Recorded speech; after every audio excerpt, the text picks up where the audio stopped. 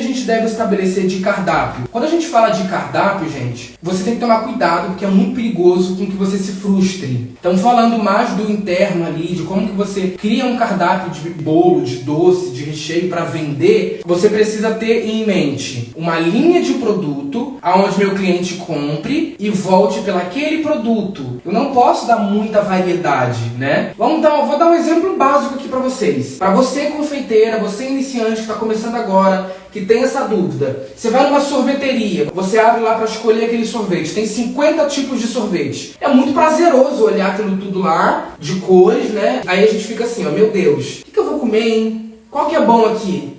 Um desse, um daquele? A gente fica naquela dúvida, né? Do sorvete, quando tem muitas opções. Então, o ideal é você estabelecer um cardápio de recheio, massa e ponto. Seu cliente ele vai entender que você trabalha com aquilo. Ele não vai deixar de comprar com você porque você não tem um recheio que fulana de tal tem. Então, você tem que estabelecer o seu cardápio para o seu cliente entender. Não, o Patrick ele tem 7 tipos de recheio, eu já sei que ele trabalha com esse, eu vou nesse daqui que é gostoso, eu vou combinar com o outro. Porque se você dá muita opção, o seu cliente fica perdido no cardápio. Então, estabelecer 7 tipos de recheio é o ideal. De 7 a 8 é o ideal para que você consiga facilitar a vida do seu cliente em relação aos sabores. E o que eu faço? Além dos recheios, eu também dou a opção das guarniçõezinhas separadas. Claro, eu vou cobrar por isso? Óbvio, não vou dar de graça para o cliente, né? E aí o que entra? A geleia de frutas vermelhas, geleia de morango, compota de maracujá, abacaxi, né? O doce de abacaxi que entra junto com o brigadeiro branco. Então,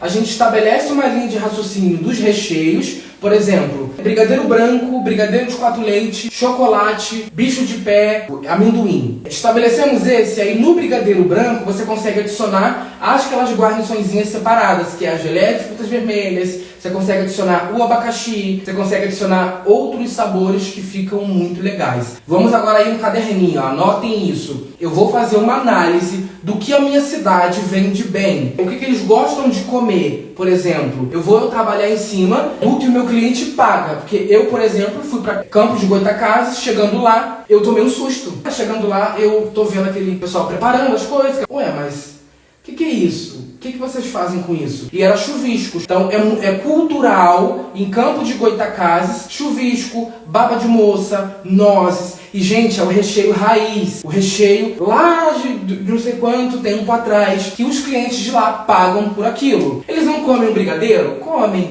Mas aí eles misturam, né? Eles põem uma camada de brigadeiro, uma camada de baba de moça. Eles fazem combinações. Entender o que o seu público paga é muito importante para você estabelecer o que você vai produzir. Porque muitas das vezes a gente pensa assim, ó, eu vou fazer aqui um recheio de tutti-frutti. Será que o meu público paga por um recheio de tutti-frutti? Você tem que ter essa ideia e como que faz uma análise? Ah, mas eu vou ficar perguntando ali de boca em boca? Você vai numa confeitaria, você vai numa padaria que vende doce, você pergunta para uma amiga, amiga, você tem outra amiga confeiteira? O que ela vende? Estabelecer, gente, essa ideia é muito importante. Se eu tivesse essa noção há um tempo atrás, eu teria ganhado muito mais dinheiro do que eu ganhei. Eu não estabelecia, eu fazia os meus produtos, eu vendia, mas eu tinha que ficar sempre ali adaptando, mexendo, porque o meu cliente não consumia um tipo de produto, não consumia outro tipo de produto, então isso é muito importante. O que eu indico vocês a estabelecerem no cardápio de vocês de massa de bolo? Nós temos aí Red Velvet, chocolate e baunilha. 3 tipos de massa. Ponto. Aí nós vamos entrar com os adicionais. O que é de adicional? Goiabada, você pode colocar pedacinhos de goiabada na massa branca,